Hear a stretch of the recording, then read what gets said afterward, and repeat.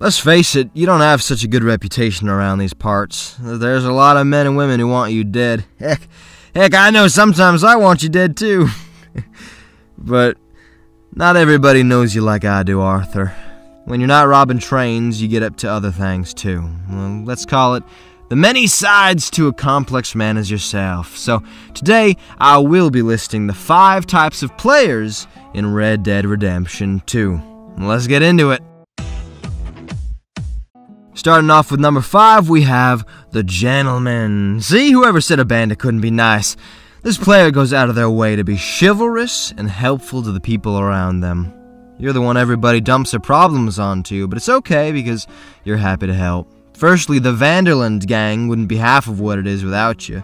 You're generous with money donations to the camp, and you have no problem fetching food and supplies for everyone there, like when you go hunting with Charles. These bison will yield a whole lot of meat for everybody. Trouble is, someone's been killing these animals and not using them for meat, just wasting them for no reason, which pisses off Charles. So the two of you hunt down the guys doing this. Charles blows the head off of one of them, and you're left with the second, him spittling, begging you to spare his life because you got a family back home, yada yada, but you end up letting him go. Yeah. Hell knows you've made mistakes before, and you can't help but see the best in people. The woman you used to love could find her way back in your life asking for help, and you two didn't necessarily end things on a good note, but you can't say no to that face. You never could. Even strangers are capable of seeing your goodwill. You could hear a man screaming just as his stagecoach is being robbed, and immediately you're there.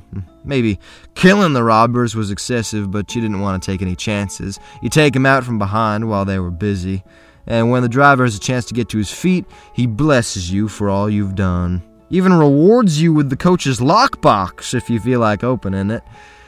The Gentleman does all of this out of the goodness of his heart, but when he gets recognized and appreciated for it, well, that doesn't hurt either. Number 4, we have the Sharpshooter. Best hands in the whole West. And if they don't hit what they were aiming for, well, it was just a waste of bullets.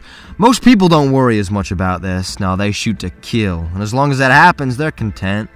Once in the head or 4 times in the leg, what's the difference? But not the Sharpshooter. This player only goes for the headshots. Either those or vital organs, but nothing less. In combat, the only thing running through their head is, how can I kill everyone around me as efficiently as possible? And clipping them in the feet ain't doing that. You better raise that barrel, son.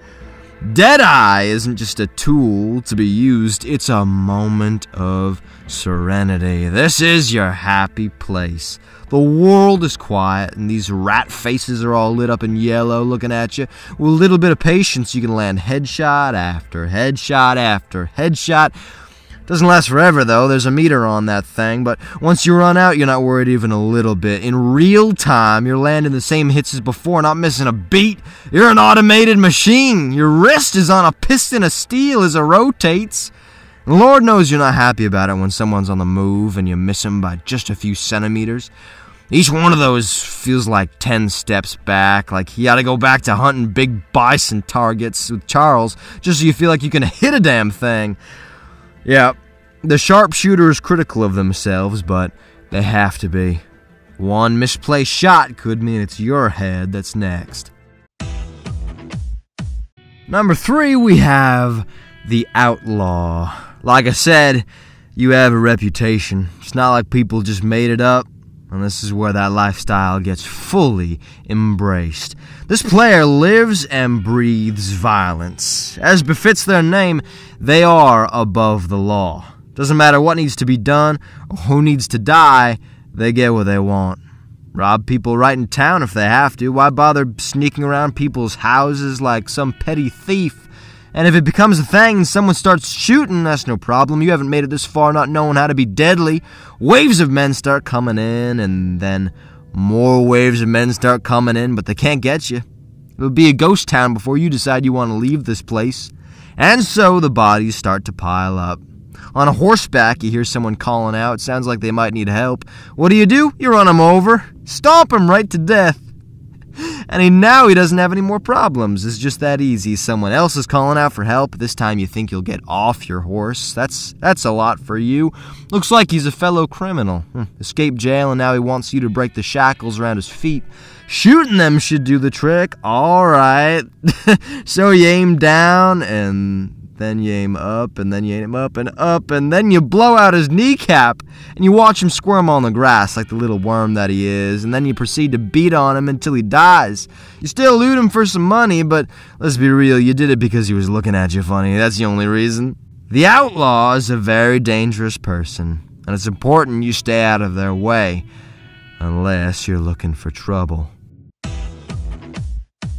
Number 2, we have the Townie. You're used to testing your luck out in the wild, but what about here in town? Let's say, over a game of poker. See, this player likes to hang around the city for as long as they can, enjoy the slower pace of life. It's not like Dutch doesn't have some urgent business for you back at camp, but you really don't feel like doing that just yet. You're worried more about this hand, this ace of spades, and the six of diamonds. You've been at this for a while now, and you can start to see people's bluffs. That's how you end up reeling in all the chips. And it doesn't take long for you to have the biggest stack out of anyone there. But you're smart, you know when to leave. And with this new money, now you're checking out new hats at the tailor, maybe some coffee at the general store, maybe a warm bowl of stew at the saloon. You know, it's nice having all these resources. Not like being stuck in the snowy mountains like at the start of this game, barely surviving. This is different, and you like that. Well, maybe you'll take the train down to St. Denis and catch a magic show. A man catching a bullet in his teeth.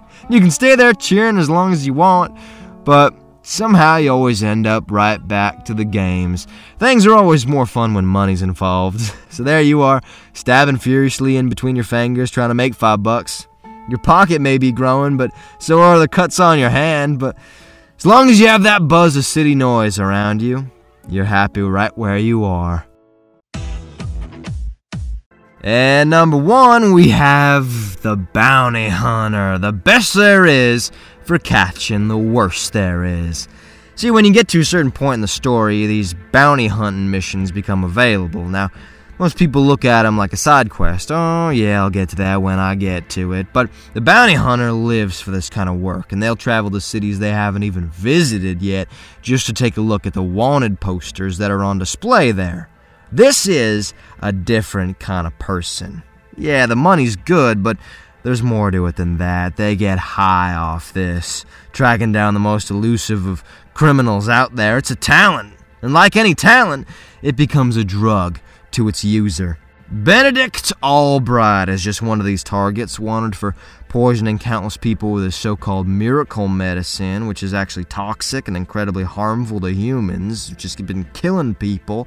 You track him all the way to a gorge, hiding along the very walls of the mountain. It's hard enough to get your hands on him, but even harder when he threatens to kill himself, tries to jump off. That reward says captured alive, and you don't want to mess this up, but things get even more hectic when he makes a successful jump into the water, and soon you find yourself racing along the side of the stream so he doesn't wash away. Of course, the idiot's yelling for help the entire way, so when you get the chance, a lasso around him with a good hog tie should stop him from jumping around so much. And after throwing him on the back of your horse and riding him back to Valentine, you get your reward paid in full. But that's just a taste of the life. You never really know what to expect. Other targets will trap you in a mine, threatening to draw on you at a moment's notice, and they're quick. You know they're quick. They got a reputation for being quick, almost as much as you do for being accurate. And one shot to his right hand quickly turns the tables. Now he's the one who's trapped, and of course you know the rest. Hog tie, throw on the back, maybe give him a slap or two. It's a dangerous way to live, but it's an exciting way to live. And the bounty hunter wouldn't want that any other way. And there you have it, the 5 types of players in Red Dead Redemption 2. If you enjoyed the video, please like, comment, and subscribe. And down below, please tell me, what kind of personality are you? Are you more than one? Alright, thank you very much for watching. I was going to include the role player as an honorable mention, but who does that anymore? Am I right? Am I right? Doing the voice and all that. Silly talk. away from